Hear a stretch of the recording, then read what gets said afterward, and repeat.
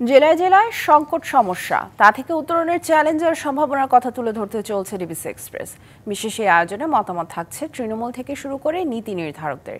DBC express আজ সারাদিন আছে ভোলা জেলায়। সিএসআরএফ নিবেদিত ডিবিসি নিউজের বিশেষ আয়োজন ডিবিসি এক্সপ্রেস। আর সারাদিন রয়েছে আমরা ভোলা জেলায়। এলাকার নদী ভাঙ্গন, সেতু, গ্যাস নিয়ে আমরা সাধারণ মানুষের সাথে কথা বলবো, জেনে নেব এই এলাকায় আর কী সমস্যা রয়েছে।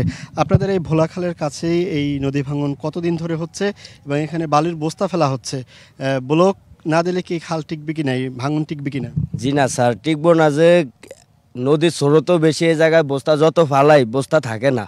তারপর মনে করেন এই জায়গায় আমরা এই সামান্য জায়গায় বস্তা 1000 বস্তা এক লগে আমরা ফালাইছি, তারপরে মনে করেন কিছুক্ষণের মধ্যে নিয়ে গেছে নদীতে।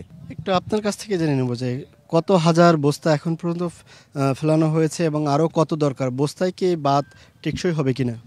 আমরা এই পর্যন্ত আপনার প্রায় 60,000 উপরে বস্তা ফেলাইছি, আরও 1020 বস্তা আমাদের বাজেটে আছে, এগুলো ফেলাইতেছি।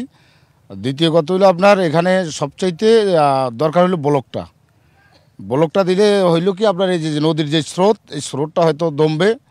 আর এই যে আপনার এখান থেকে প্রায় 200 ফুট হইলো বেরিবাদ নদী থেকে, বা 300 হবে এরকম। এরপরে কিন্তু আমাদের ভোলা সদর, যদি বেরিবাদ যদি কোনো মতো ছুটে যায় তাহলে আমাদের ভোলা সদর থাকবে না। তো আমরা আশা করব সরকারের কাছে যে যাতে আমাদের ব্লকের যে ব্যাপারটা ওইটা যাতে ব্লকের কাজটা যাতে হয় দ্রুত। হঠাৎ করে কি এবার ভাঙনটা বেশি হচ্ছে? জি, এবার হঠাৎ করে বেশি হচ্ছে। জি, এটা কি কারণে হচ্ছে, মানে এখানে কি স্রোতটা বেশি? স্রোতটা বেশি পানির। এখানে নাকি একটা বালু ভর্তি জাহাজও ডুবে গেছে, এটা নিয়ে যদি একটু বলতেন। যে জাহাজ ডুবিয়া গেছে, আপনার গোলায় পানিটা নিচে নিয়ে গেছে খাড়ার উপরে। এটা কবেকার ঘটনা? 4 দিন।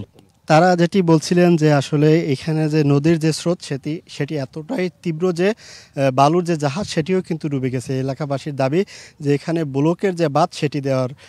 আমরা বিকেল 5টায় আবার অন্য কোনো নিউজে ভোলার অন্য কোনো সমস্যা নিয়ে থাকবো। ততক্ষণ পর্যন্ত ডিবিসি এক্সপ্রেসের সাথেই থাকুন।